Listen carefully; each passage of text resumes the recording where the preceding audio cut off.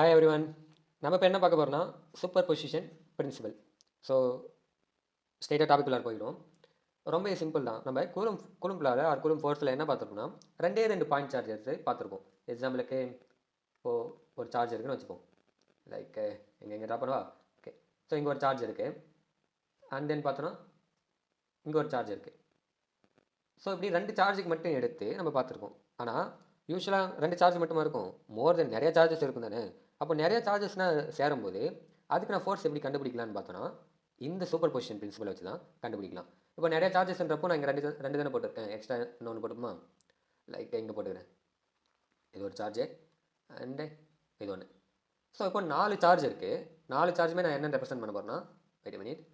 So Q1 இது வேணாம், okay sorry.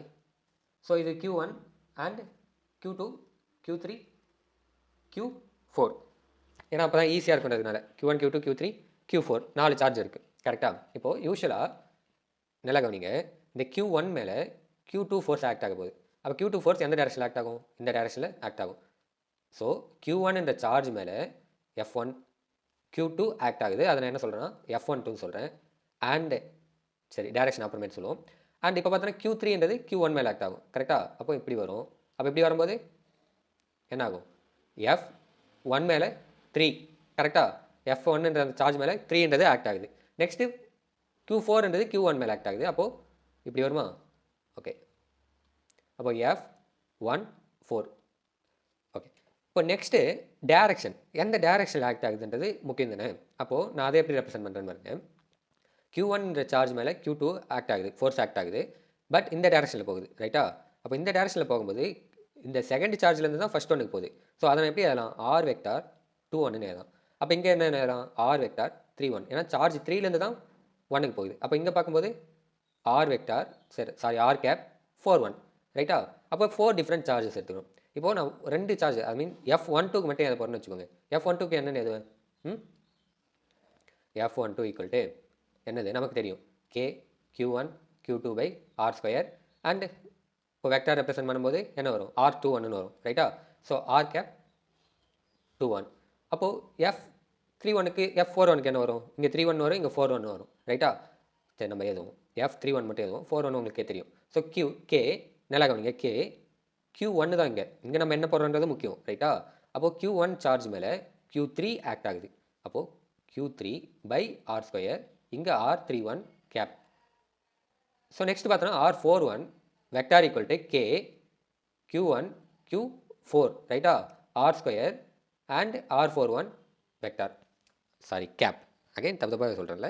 சரி ஓகே, இப்போது சூப்பர் பொசிஷன் பிரின்சிபல் என்றது என்னென்னா சிம்பிள், ஆல்ரெடி சொல்லிட்டேன்னு நினைக்கிறேன்.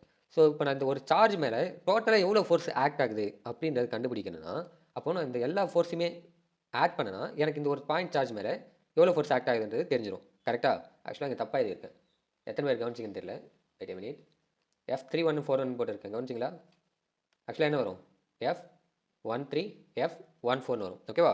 ஸோ அந்த ஒரு சார்ஜ் மேலே டோட்டல் எவ்வளோ ஃபோர்ஸ் ஆக்ட் ஆகுதுன்னு எனக்கு தெரியும்னா அப்போ நான் எல்லாத்தையுமே இந்த ஆட் பண்ண எனக்கு கிடச்சிரும். அப்போது நான் F என்ன போட போகிறேன், total F total equal to F vector 12 plus F vector 13 plus F vector 14 போடலாமா.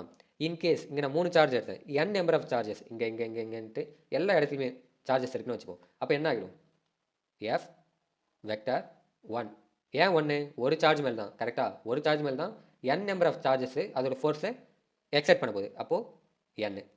ஸோ இப்போ நான் இது எல்லாத்தையுமே சப்ஸ்டியூட் பண்ணால் நல்லா கவனிங்க, இதில் எது காமனாக இருக்கும், கேன்றது காமனாக இருக்கும், வேறு Q1ன்றது காமனாக இருக்கும் ரைட்டா. கேன்றது காமனாக இருக்கும், Q1ன்றது காமனாக இருக்கும். நம்ம யூஸ்வலாக அதை வெளியே எடுத்துடலாம். பட் இல்லைனா புக்கில் இருக்கிற மாதிரி நீங்கள் வெறும் கேவை மட்டும் காமனாக வெளியே எடுத்துகிட்டு மீதி இருக்கிறத அப்படியே போட்டுடலாம். என்னது, Q1 Q2 by R2 R cap 12 12 2-1 2-1 plus Q1 Q3 by R2 என்னது R31 அண்ட் டாட் போயிட்டே இருக்கும். கடைசியாக வந்து என்ன முடிக்கிறேன்னு பாருங்கள், இது ரொம்ப முக்கியம். Q1 Qn ஓகேவா, Q1 Qn எந்த சார்ஜ்னு எனக்கு தெரியல. அப்போது R2 நெக்ஸ்ட்டு